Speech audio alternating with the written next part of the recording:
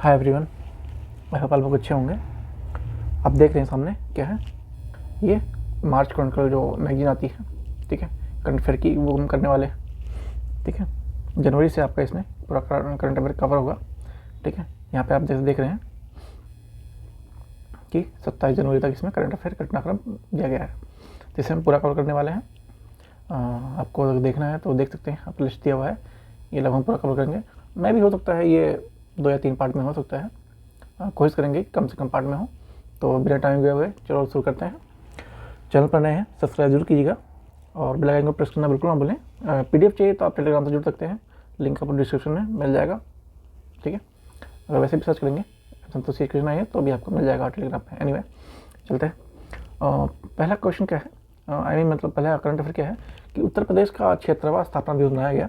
ठीक है, 24 जनवरी को 2025 को उत्तर प्रदेश ने क्षेत्रा दिवस मनाया है। ठीक है, इसमें मुख्य बिंदु क्या कह रहे हैं, जैसे कि इस वर्ष का थीम क्या था, इस वर्ष का थीम था उत्तर प्रदेश का विकास और विरासत की यात्रा।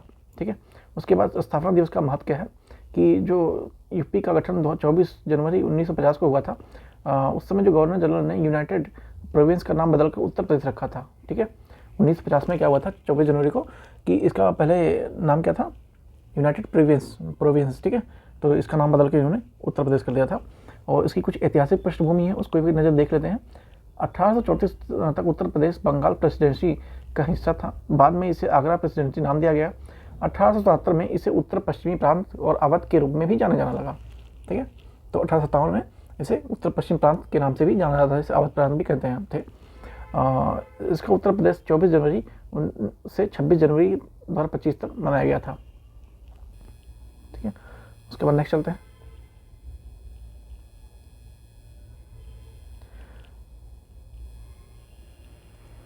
एक सेकेंड, हाँ ठीक है। अंतर्देशीय जल परिवहन का नया क्षेत्र कार्यालय बनारस में होगा भाई। ठीक है, हाल ही में जो IWA है, ठीक है, भारतीय अंतर्देशीय जलमार्ग प्राधिकरण, वह एक महत्वपूर्ण कदम उठाते हुए बनारस में एक नया क्षेत्रीय कार्यालय की स्थापना करने का उद्देश्य से राजमार्गों को गंगा नदी के किनारे विकास करना में तेजी लाने का कोशिश किया गया है। इसके मुख्य बिंदु में क्या क्या है, जैसे बनारस एक प्रमुख नदी तटीय क्षेत्र और धार्मिक पर्यटन केंद्र भी है। उसके तहत कार्यालय को लिए राजनीतिक स्थिति भी मजबूत होगी यहाँ पे। ठीक है, उसके बाद विस्तार का जो नेटवर्क है, इसके अतिरिक्त IWAI के अब देश में 6 क्षेत्रीय कार्यालय हो जाएंगे, जिनमें से प्रत्येक विशिष्ट जलमार्गों की देखरेख करता है। ठीक है, उसके बाद जो जलमार्ग विकास परियोजना पर ध्यान केंद्रित करना है। जनरली जो होता है बनारस के कार्यालय विश्व बैंक द्वारा वित्त पोषित होंगे। ठीक है, इसमें जो विकास की परियोजनाओं में कार्य होगा उसमें गंगा नदी को विकसित करना और अंतर्देशीय जो जलमार्ग हैं उनको बुनियादी ढांचों में सुधार करना इनका मुख्य उद्देश्य रहेगा। ठीक है, और बाकी इतना इम्पोर्टेंट है नहीं। चलते हैं नेक्स्ट। एक मैं बता दूँ, इसमें हम वो करेंगे जो ज़्यादा इंपॉर्टेंट है। ठीक है, क्योंकि PDF में बहुत सारे कंटेंट हैं तो इतना कुछ काम का है नहीं, बताता चलूँगा कोई नहीं। उत्तर प्रदेश कैबिनेट में महाकुंभ परियोजनाओं को मंजूरी दे दी है। 22 जनवरी 2025 को मुख्यमंत्री योगी आदित्यनाथ के नेतृत्व में उत्तर प्रदेश कैबिनेट की एक महत्वपूर्ण बैठक प्रयागराज महाकुंभ मेला में होती है, के स्थल पर होती है। उस राज्य के विकास योजनाओं का महत्वपूर्ण क्षण प्रतीक बनाया गया था, क्योंकि जो बुनियादी ढांचा है उसके आर्थिक विकास को बढ़ावा देने के लिए कई मुद्दों पर परियोजना में बात हुई है। उनमें से कई मुद्दे कौन कौन से हैं क्योंकि एक बार देख लेते हैं, डाल लेते हैं। बुनियादी ढांचे पर ध्यान केंद्रित करना, कैबिनेट ने जो राज्य के भीतर कनेक्टिविटी सुधार और जो आर्थिक विकास को बढ़ावा देने के लिए बात कही गई थी, उसमें 2 प्रमुख एक्सप्रेसवे सहित बुनियादी ढांचा परियोजनाओं को क्रियान्वित और निर्माण करना इसमें मंजूर किया गया था।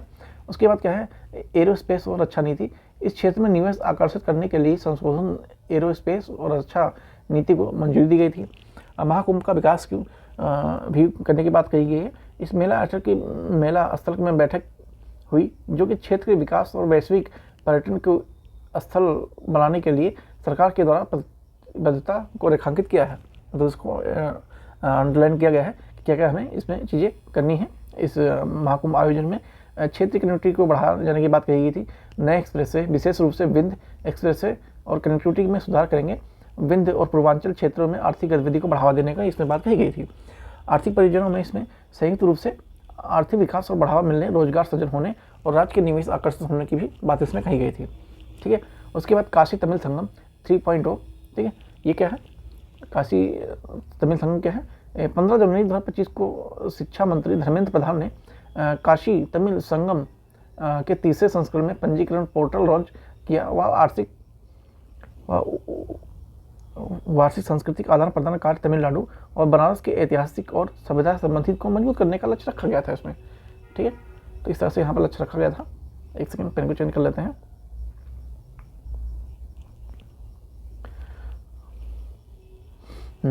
इसमें मुख्य बिंदु क्या था, तिथियां और स्थान। ठीक है, 3.15 से 24 जनवरी फरवरी को उत्तर प्रदेश के बनारस में आयोजित किया जाना था, जाएगा मत किया गया है। ठीक है, ये हम अभी फरवरी में कर रहे हैं, एक्चुअली जनवरी का है, तो इसलिए इसमें ऐसा लिखा हुआ है आयोजित किया जाएगा। एनीवे, ऋषि अगस्त पर फोकस किया गया इसमें। ठीक है, जो ऋषि अगस्त थे वो चिकित्सा विज्ञान के और तमिल शास्त्र के बहुत ही बड़े ही जानकार थे। ठीक है, तो उन पर योगदान को उजागर करने के लिए ये चीज़ इसमें उनके अगस्त को, जो ऋषि अगस्त थे उन पर फोकस किया गया महत्वपूर्ण बिंदु पे। उसके बाद जो भागीदारी थी उस तमिलनाडु के छात्रों, किसानों, पेशेवर और महिलाओं सहित लगभग 1200 प्रतिनिधि इसमें भाग लेने वाले रहेंगे। इससे क्या होगा, संस्कृति आदान प्रदान होगा। ठीक है, एक स्टेट से दूसरे स्टेट में आदान प्रदान संस्कृति की बहुत सारी चीज़ें होंगी, जैसे कि आयोजन सांस्कृतिक आदान प्रदान होंगे, जिसमें प्रदर्शनी, सेमिनार, कार्यशालाएँ और प्रयोगशालाएँ भी शामिल होंगी। उसके बाद इसमें सरकारी सहयोग मिला। क्या मिला, शिक्षा मंत्रालय के साथ साथ विभिन्न अन्य मंत्रालयों ने यूपी सरकार इस आयोजन के सक्रिय रूप से शामिल होंगे इसमें, मतलब वो भी इसमें एक तरह से भाग लेने वाले हैं। इस साथ में इसमें क्या हुआ कि जो पर्यटन प्रोत्साहन को भी इसमें बढ़ावा मिला। ठीक है, क्योंकि लोग आए जाएंगे और संस्कृति का आदान प्रदान होगा, तो इसमें पर्यटन विकास भी जनरली सी बात है होने वाला ही था। उसके बाद धनावरी वेटलैंड, ये क्या है, व्हाट इज द धनावरी वेटलैंड। ठीक है, हाल ही में नेशनल ग्रीन ट्रिब्यूनल ने, एनजीटी ने उत्तर प्रदेश सरकार के धनावरी वेटलैंड के रूप में अधिसूचित किया है। इस बारे में विस्तृत जानकारी रिपोर्ट प्रदान करने निर्देश दिया गया है। जो धनावरी वेटलैंड है, ये जेवर एयरपोर्ट अभी जो बन रहा है नोएडा में, गौतम बुद्ध नगर के पास में, वहाँ पे स्थित है। ठीक है, अभी निर्माण हो रहा है। ये एशिया का सबसे बड़ा एयरपोर्ट के रूप में आने वाले भविष्य में जाना जाएगा। ठीक है, क्योंकि एशिया का सबसे बड़ा एयरपोर्ट यही बन रहा है जेवर एयरपोर्ट के नाम से। ओके, मुख्य बिंदु क्या है, धनावरी वेटलैंड। यह वेटलैंड गौतम बुद्ध नगर के जिले के उत्तर प्रदेश के जेवर एयरपोर्ट के पास स्थित है। यह विभिन्न पक्षी प्रजाति, जिनमें लुप्त प्राय सारस क्रेन भी शामिल है, के लिए महत्वपूर्ण आवास भी है। ठीक है, जो लुप्त प्राय हो चुके हैं, सारस क्रेन के नाम से जानी जाती है, वो इसमें यहाँ पे पाई जाती हैं। उत्तर प्रदेश सरकार ने धनावरी वेटलैंड को अधिसूचित करने की प्रक्रिया में है, लेकिन एनजीटी ने इस प्रक्रिया में देरी से चिंता व्यक्त की है। ठीक है, जो नेशनल ग्रीन ट्रिब्यूनल है उसने इसमें चिंता व्यक्त की है कि इसमें देरी हो रही है। ठीक है, नेक्स्ट चलते हैं, पारिस्थितिक महत्वपूर्ण क्या है। वेटलैंड पारिस्थितिक रूप से महत्वपूर्ण होते हैं क्योंकि इसमें वनस्पति जीवों की विविधता श्रेणी समर्थन करता है। इस क्षेत्र में परिस्थितिकी संतुलन बनाए रखने के लिए महत्वपूर्ण भूमिका निभाते हैं। ठीक है, वेटलैंड बहुत जरूरी होते हैं। ठीक है, वेटलैंड ही पृथ्वी के फेफड़े कहा जाते हैं एक तरह से। ठीक है, कानूनी कार्रवाई क्या है कि जो एनजीटी की गतिविधियों के कारण होने वाली संभावित खतरों के बचाव के लिए वेटलैंड के समय समय पर अधिसूचना सुनिश्चित करने के लिए हस्तक्षेप किया जाना आवश्यक है। उसके बाद है रामसर साइट की क्षमता। वेटलैंड वर्तमान में रामसर साइट नहीं है, लेकिन यह ऐसी परिस्थितिक महत्व है जिससे पदनाम के लिए एक संभावित उम्मीदवार बनता है। ठीक है, कुंभ मेले में एआई का प्रयोग हुआ है, वेरी इंपॉर्टेंट है, देखते हैं क्या है। ठीक है, इसको वीआईपी कैटेगरी में रख लीजिएगा। एआई काफ़ी चर्चित बनता है इस समय में, तो इससे क्वेश्चन बनना स्वाभाविक है। हाल ही में प्रयागराज में चल रही महाकुंभ मेले में भीड़ को नियंत्रित करने के लिए आर्टिफिशियल इंटेलिजेंस का इस्तेमाल आरंभ किया गया है। धार्मिक समागम में इतने बड़े पैमाने पर एआई का इस्तेमाल पहली बार हुआ है। ठीक है, चर्चा का विषय है, एआई का पहली बार इतने बड़े पैमाने पे उपयोग हुआ है।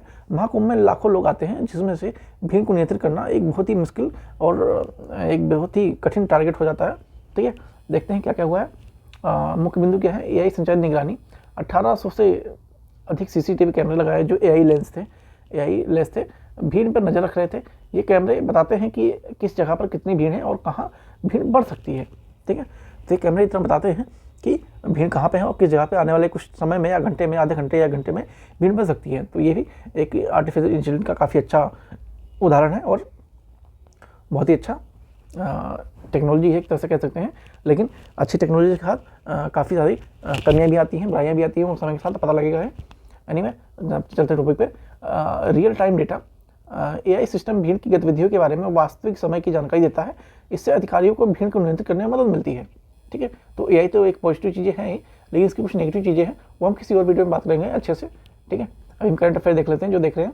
अब बात करें प्रतिक्रिया। हाल ही में एक आग लगने की घटना एआई के आपातकालीन स्थिति में तेजी से लोगों को निकालने में मदद की है। या आप अगर एआई पे क्वेश्चन आता है या निबंध आता है तो वहाँ पर ये डाटा आप पेश कर सकते हैं। ठीक है, अभी कुंभ मेले का है, यहाँ पे भी आप ये डाटा लिख सकते हैं कि कुंभ मेले में भी एआई का बहुत बड़े पैमाने पे यूज़ हुआ और काफ़ी हेल्पफुल, मतलब पॉजिटिव चीज़ें आप दिखा सकते हैं उसमें, क्योंकि ऐसे बहुत सारे एग्जाम्पल आपको मिल जाएंगे और नेगेटिव भी मिल जाएंगे अगर ढूंढेंगे तो। नहीं, वो बात करेंगे किसी और टॉपिक पे।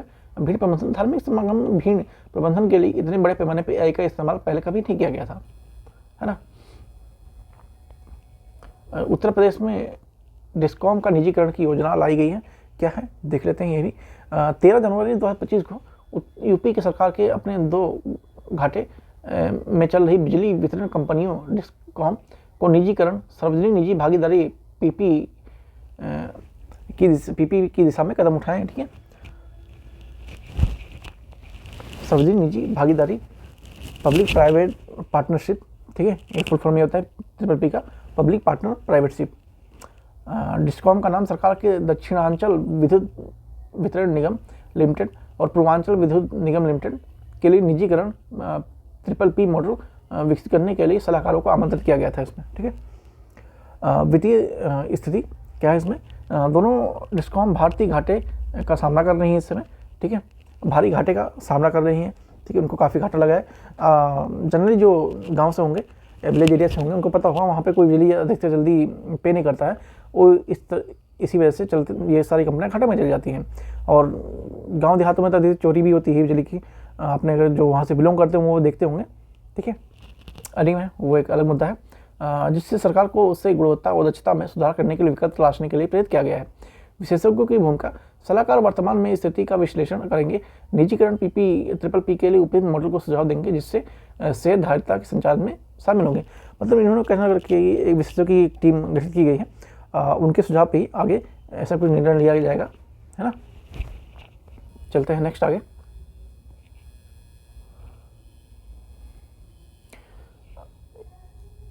समय सीमा, यह मॉडल निजी कंपनियों द्वारा विशेषज्ञों और निवेश लाने की अनुमति देगा, जबकि कुछ स्तर पर निगरानी भी रखी जाएगी।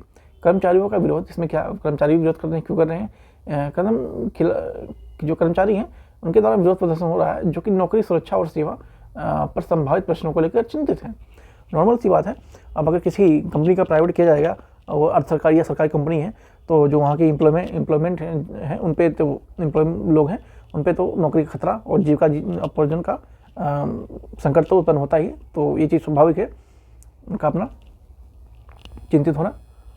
उसके बाद देखते हैं, राम मंदिर बना यूपी का सबसे बड़ा पर्यटन स्थल। नॉर्मल सी बात है, अभी जल्दी ही रामलला विराजमान हुए अयोध्या में, तो वहाँ पर्यटन के लिए काफ़ी भीड़ उमड़ी है। उसी के लेके यहाँ पे कुछ न्यूज़ है, देखते हैं क्या न्यूज़ है। हाल ही में प्रकाशित रिपोर्ट के अनुसार 2024 में अयोध्या के राम मंदिर सबसे अधिक पर्यटन राम मंदिर दर्शन करने आए, जिसमें ताजमहल को भी पीछे छोड़ दिया। ठीक है, तो जनरली ताजमहल को देखने, जो कि आगरा में है, काफ़ी लोग जाया करते थे, अब उसमें रिकॉर्ड तोड़ वृद्धि हुई है कि वो पीछे छूट गया है। ठीक है, सबसे पहले नंबर पर कौन आ गया है, तो यूपी में आ गया, यूपी में क्या ऑल ओवर इंडिया में हो गया है, तो राम मंदिर आ गए हैं। ठीक है, अयोध्या में जो है कुछ मुख्य आंकड़े हैं, देख लेते हैं। पर्यटन की संख्या, अयोध्या में जनवरी से सितंबर 2024 के बीच 135.5 बिलियन घरेलू और 3,153 विदेशी पर्यटकों का आवागमन हो गया है। ठीक है, मतलब लगभग 3,000 प्लस विदेशी पर्यटक भी आए हैं और 135 पॉइंट मतलब वही 136 बिलियन मान लो राउंड फिगर में लोग यहाँ आ चुके हैं, जो कि इंडिया से हैं। धार्मिक पर्यटन में वृद्धि हुई है। धार्मिक पर्यटन में 70% की वृद्धि हुई है, जो राम मंदिर की भव्य प्राण प्रतिष्ठा समारोह के कारण हुआ ऐसा। ठीक है, आप लोग न्यूज़ से जुड़े होंगे तो आप देख रहे होंगे, जब प्राण प्रतिष्ठा हुआ तो आपने देखा होगा।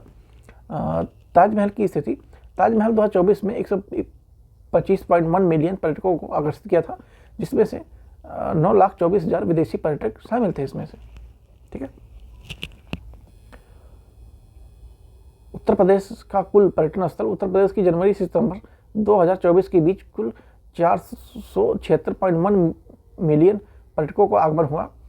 अन्य धार्मिक स्थलों पर योगदान क्या था, बनारस में 62 मिलियन मतलब वहाँ पे आगमन हुआ घरेलू, और 1,84,000 विदेशी पर्यटक आए, जबकि मथुरा में 68 मिलियन घरेलू और 87,229 अंतर्राष्ट्रीय पर्यटक दर्शन करने आए थे। ये कुछ डाटा है जो यूपी में फेमस मंदिर हैं उनको लेकर कि कौन कौन से कितने यहाँ पर लोग आए हैं मतलब दर्शन करने के लिए। उत्तर प्रदेश संस्कृति उत्सव का आयोजन 1 जनवरी 2025 को उत्तर प्रदेश सरकार ने राज्य स्थापना दिवस का जश्न मनाने और इसकी विधि संस्कृति विरासत का प्रदर्शन करने के लिए उत्सव की घोषणा की। इसके लिए 2 जनवरी से 26 जनवरी 2025 के कार्यक्रम आयोजित किए गए। ठीक है, इसके मुख्य बिंदु क्या क्या है? सांस्कृतिक विविधता का जश्न। ठीक है, यह एक उत्सव शास्त्रीय और अशास्त्रीय जो लोक संगीत है उनको विभिन्न कला के रूप में माध्यम से जो उत्तर प्रदेश की समृद्धि और संस्कृति है उसको विरासत को बढ़ावा देने के लिए इसका आयोजन किया गया था। ठीक है, उसके बाद जो राष्ट्रीय प्रतियोगिताएं हैं उसमें क्या हुआ, विभिन्न स्तरों पर प्रतियोगिताएं आयोजित की गई जिसमें कलाकारों को अपनी प्रतिभा और प्रदर्शित करने के मंच मिला इसमें, है ना।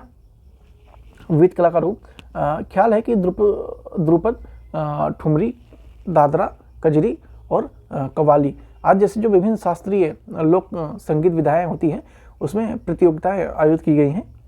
साथ में क्या हुआ, संस्कृत विरासत को बढ़ावा देना इसका मुख्य उद्देश्य था। जैसे कि इस उद्देश्य का आयोजन अपनी सांस्कृतिक जो विरासत होती है उसको जश्न मनाकर उत्तर प्रदेश के लोगों में गौरव और सम्मान की भावना को पैदा करना, इसका भी एक उद्देश्य सांस्कृतिक जो उत्सव हुआ है ना। तो ये कुछ उत्तर प्रदेश से रिलेटेड संबंधित न्यूज़ थी। ठीक है, उत्तर प्रदेश संबंधित ये कुछ न्यूज़ें थी। अब उसके बाद क्या आता है, उसके बाद आता है बिहार का करंट अफेयर। ठीक है, बिहार का करंट अफेयर आता है, एक सेकेंड, हाँ उसके बाद आता है बिहार का करंट अफेयर। बिहार में अभी काफ़ी बॉल चल रहा है 17वीं BPSC को लेके, आप लोग इससे परिचित होंगे, है ना। कोई नहीं, हम करंट अफेयर पे फोकस करते हैं और पेपर तो जनरली वैसे कैंसिल ही हुआ, तो काफ़ी कुछ इसमें घपला हुआ है। आप लोग को अन्य चैनल और यूट्यूब के माध्यम से पता ही लग रहा होगा और शिक्षक लोग भी बता रहे होंगे। एनीवे चलते हैं, देखते हैं क्या है बिहार का में हुआ है।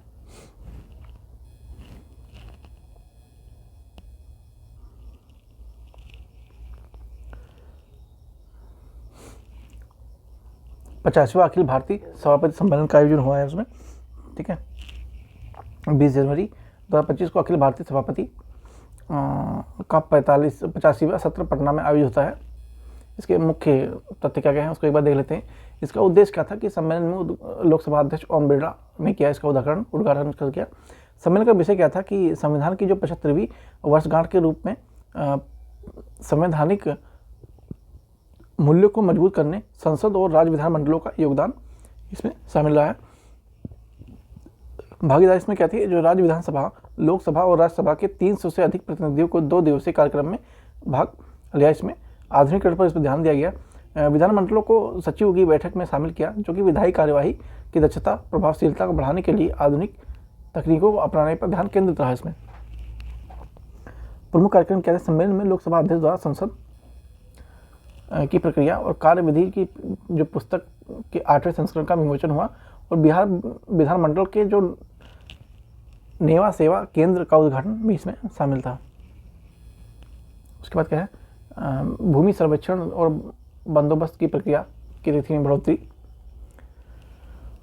31 दिसंबर 2024 को यह घोषणा की गई थी कि बिहार सरकार ने चल रही भूमि सर्वेक्षण बंदोबस्त प्रक्रिया को 1 वर्ष के लिए बढ़ाने का निर्णय लिया है, जिसके तहत नई समय सीमा जुलाई 2026 निर्धारित की गई थी। इसके मुख्य बिंदु क्या थे कि जो नई समय सीमा है भूमि सर्वेक्षण की प्रक्रिया में समय अब जुलाई 2026 तक बढ़ा दी गई है, जो पहले जुलाई 2025 तक थी, मतलब 1 साल बढ़ा दी गई है। इसका उद्देश्य क्या था कि जो लोगों को होने वाली जो असुविधा है इससे वो कम करना और जो पारदर्शिता और सुनिश्चितता इसमें बढ़ावा देना था। प्रारंभिक शुरुआत कहाँ से होती है, तो भूमि सर्वेक्षण का बंदोबस्त की प्रक्रिया इस वर्ष सितंबर से शुरू हुई थी, जिसका लक्ष्य 1 वर्ष में पूरा करना था, लेकिन नहीं हो पाया तो इसको बढ़ा दिया गया है। ये आप जानते हैं कि जैसे कि 1 ही महीने का है तो इसमें अलग अलग स्टेट से अलग अलग दिया हुआ है। ठीक है, जो करंट अफेयर काम का था एग्जाम की दृष्टि से वही इसमें दिया हुआ है। काफ़ी इंपॉर्टेंट मैगजीन होती है, जो पढ़ते हैं वो जानते होंगे। तो देखते हैं उसके बाद MP का है करंट अफेयर कुछ। 6 जनवरी 2025 को 31वें राष्ट्रीय बाल कांग्रेस विज्ञान कांग्रेस का समापन भोपाल में होता है, जिसमें युवा प्रतिभागियों को अपनी वैज्ञानिक क्षमता प्रदर्शन किया गया था।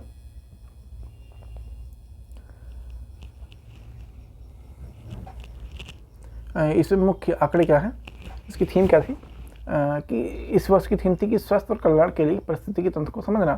प्रतिभागियों की संख्या में 700 से अधिक प्रतिभागियों ने भाग लिया, जिसमें GCC देशों के प्रतिनिधि भी शामिल थे। इसमें विशिष्ट अतिथि कौन थे इस कार्यक्रम में? तो राजीव गांधी तकनीकी विश्वविद्यालय के उप कुलपति प्रोफेसर राजीव त्रिपाठी थे। ये सारी इतनी इंपॉर्टेंट है नहीं, ठीक है। राजस्थान में देख लेते हैं क्या क्या हुआ है।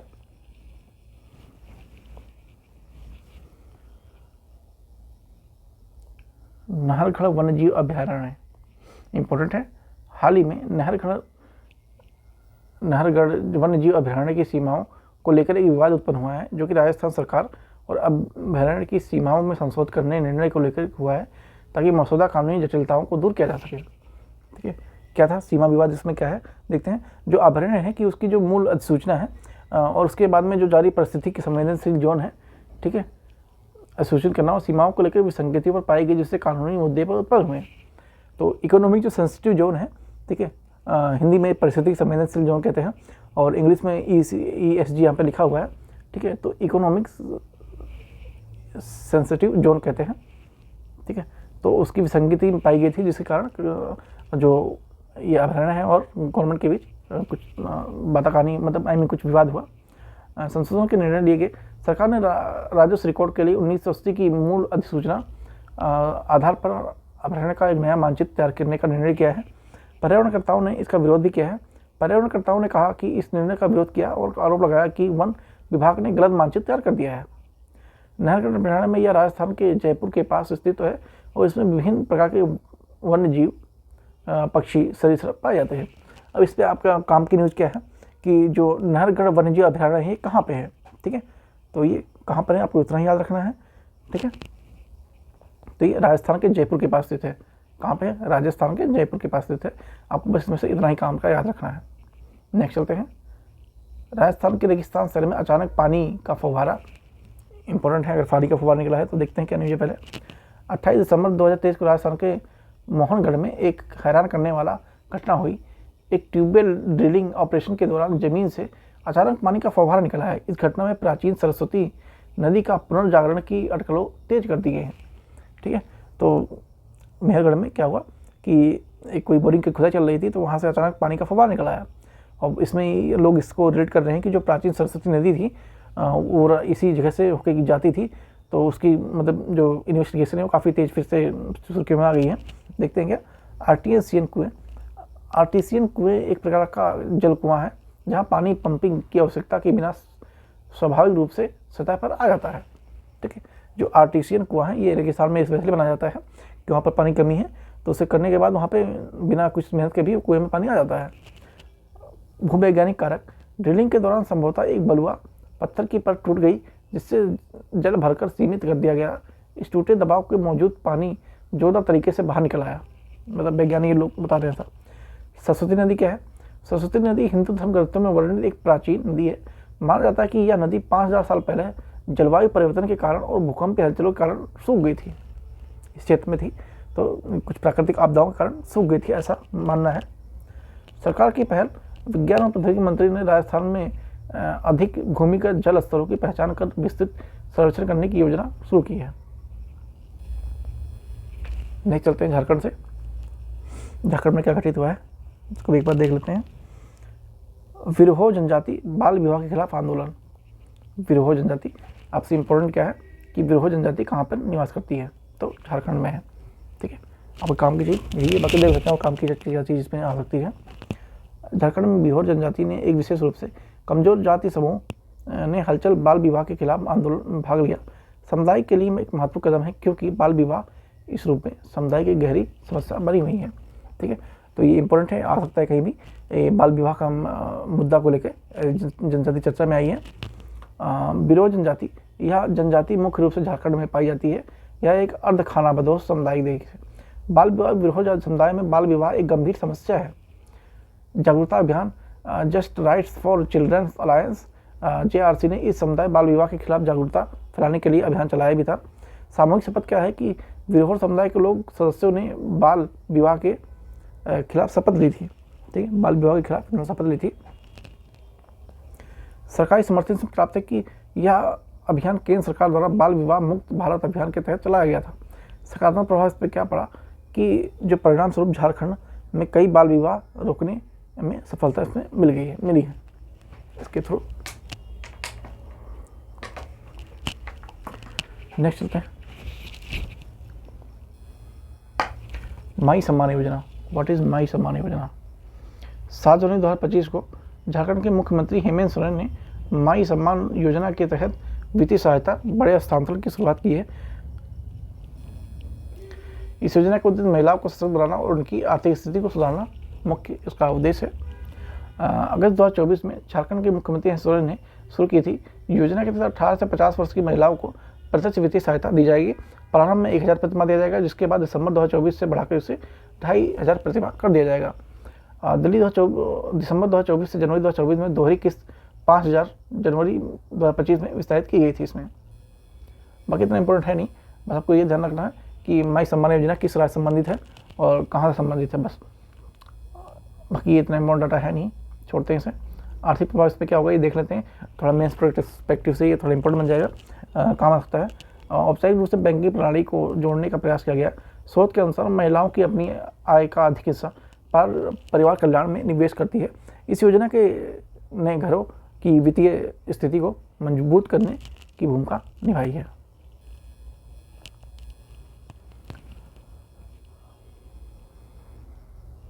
ये कुछ राज्य की चुनौतियां हैं, गरीबी, बेरोजगारी, कुपोषण जैसी समस्याएं हैं। इस मुद्दे को हल करने के लिए समग्र विकास का आश्वासन भी दिया है। नॉर्मल सिवा देते हैं, बाकी इतना इम्पोर्टेंट है नहीं। जो झारखंड पीसी दे रहे हैं उनके लिए इतना है, बाकी इसमें कोई खास इतना है नहीं। उत्तराखंड का एक बार देख लेते हैं क्या न्यूज़ में था। प्रधानमंत्री का 38वां राष्ट्रीय खेल उद्घाटन 28 जनवरी से 14 फरवरी तक होने वाले 38वें राष्ट्रीय खेल का उद्घाटन किया गया। खेलों की मेजबानी भारतीय ओलंपिक ने उत्तराखंड को 2025 तक राष्ट्रीय खेलों की मेजबानी घोषित कर दिया गया है। पारंपरिक खेलों का समावेश इसमें योगासन, करियापट्टू, मल्लखंड, राफ्टिंग जैसे प्रदर्शन खेलों में शामिल किया गया था। इसमें पिछले संस्करण 2023 में राष्ट्रीय खेल गोवा में आयोजित हुए थे, जिसमें महाराष्ट्र ने सबसे अधिक 228 पदक जीते थे। इसमें उत्तराखंड में वन अग्नि घटनाओं में 74% की वृद्धि हुई है, इंपॉर्टेंट है, ठीक है। वन अग्नि में वृद्धि हुई है, इंपॉर्टेंट है, काफ़ी ध्यान रखेंगे। 74% वृद्धि हुई है, कितना? 74। हाल ही में जारी भारतीय वन सर्वेक्षण की रिपोर्ट के अनुसार उत्तराखंड में वनाग्नि की वृद्धि हुई है। आग की घटनाएं नवंबर 2023 से जून 2024 के बीच उत्तराखंड के 21,033 आग घटनाएं दर्ज की गई हैं, ठीक है, जबकि 2022-23 में यह केवल 5,000 या 5,500 के आसपास थी। प्रभावित क्षेत्र कौन से? इस अवधि में 1,808.9 वर्ग किलोमीटर के वन क्षेत्र में आग प्रभावित हुआ इसमें, ठीक है। आंध्र प्रदेश में इतना स्क्वायर फीट मतलब इतना इंपॉर्टेंट है नहीं वैसे। जोखिम वाले क्षेत्र इसमें उत्तराखंड, हिमाचल प्रदेश, जम्मू कश्मीर उच्च जोखिम वाले क्षेत्र के रूप में वर्गीकृत किए गए, मतलब यहाँ इसकी घटना ज़्यादा हो सकती हैं।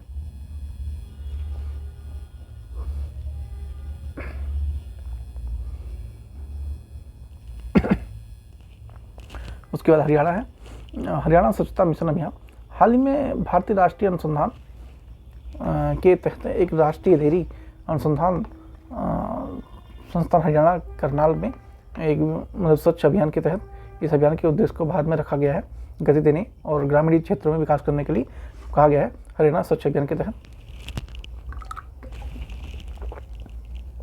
मुख्य बिंदु इसमें क्या है? जागरूकता कार्यक्रम, जो छात्र हैं उनको स्वच्छता के बारे में जानकारी देना, शिक्षित करना।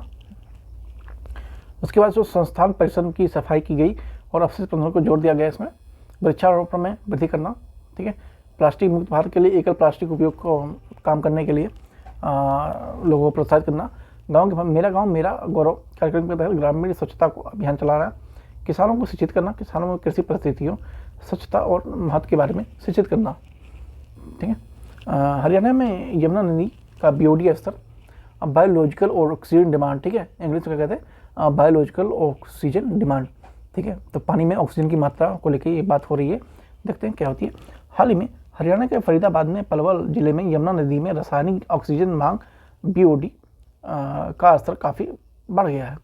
यह मुख्यतः अनियंत्रित औद्योगिक घरेलू अपशिष्ट के कारण हुई है, ठीक है। BOD का स्तर विधि में स्तर स्वीकृत सीमा से कई गुना अधिक बढ़ गया है, जो जल निकाय में प्रदूषण के स्तर को दर्शाता है, ठीक है। BOD का स्तर जितना बढ़ता है उतना ही प्रदूषण का स्तर दिखाता है कि पानी उतना दूषित है।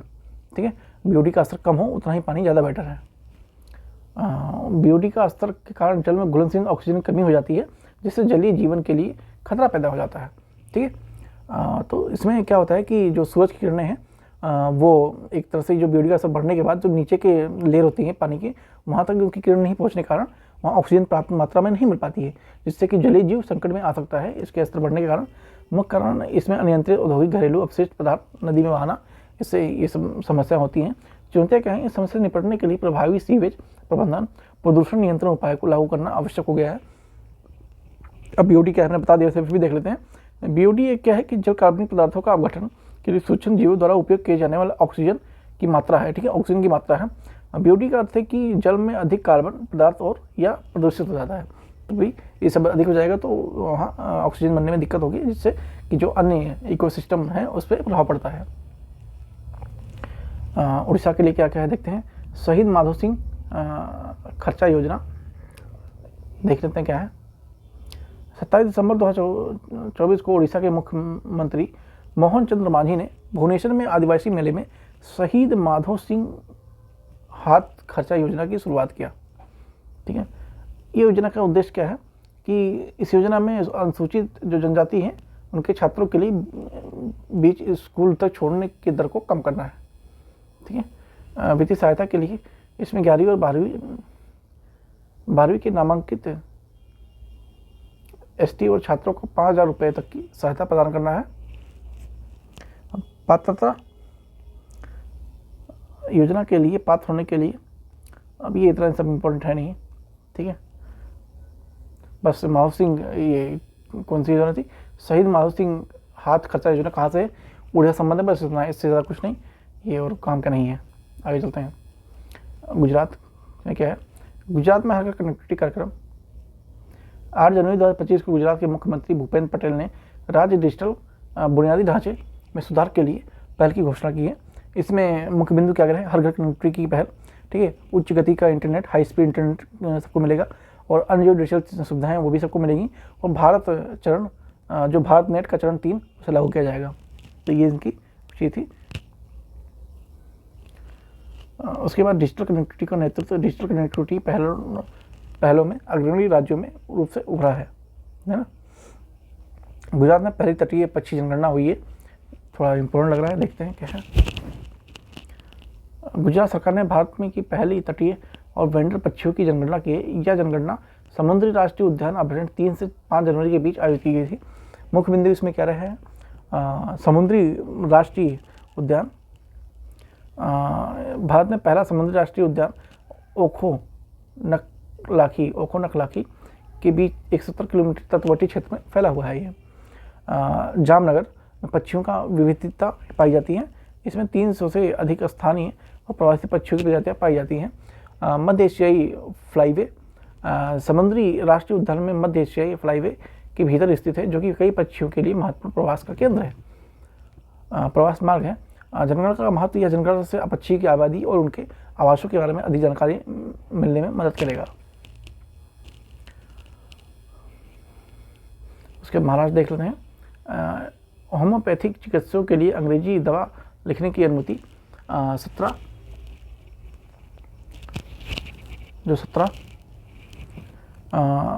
जनवरी 2025 को महाराष्ट्र के खाद्य और औषधि प्रशासन ने एक निर्देश जारी किया, जिसमें होम्योपैथिक जो चिकित्सक होते हैं उनको आधुनिक औषधि विज्ञापन में प्रमाण पत्र होने पर एलोपैथिक दवाएं लिखने की अनुमति दी गई थी। इसमें निर्णय से भारत कानून चुनौती को जन्म दिया। ठीक है, विवादास्पद निर्देश है। ठीक है, विवादास्पद ये निर्देश दिए हैं। ठीक है, ये भी कोई इतना इम्पोर्टेंट है नहीं, है ना।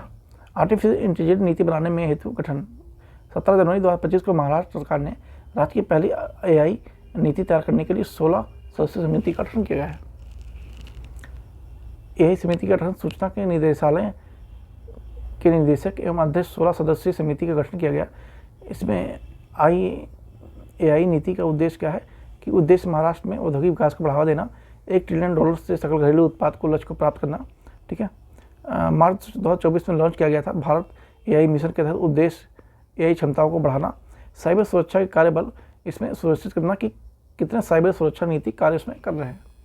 ठीक है, तो हमने इसमें यहाँ ये कर लिया है, स्टेट वाइज कर लिया है कंप्लीट लगभग, है ना, स्टेट वाइज लगभग कंप्लीट कर लिया है, लगभग पूरा ही कंप्लीट कर लिया है। तो बाकी मिलते हैं नेक्स्ट वीडियो में। एक ही वीडियो काफ़ी लंबी हो जाएगी तो आपको भी बोरिंग महसूस होगी, इसलिए 2 और पार्ट में आएगा और आपका ये कंप्लीट हो जाएगा, है ना। तो चैनल पर नए सब्सक्राइब जरूर कीजिएगा और PDF अगर आपको चाहिए टेलीग्राम से जुड़ जाइए, लिंक आपको यहाँ नीचे डिस्क्रिप्शन में मिल जाएगा। तो मिलते हैं नेक्स्ट वीडियो में। Thank you so much.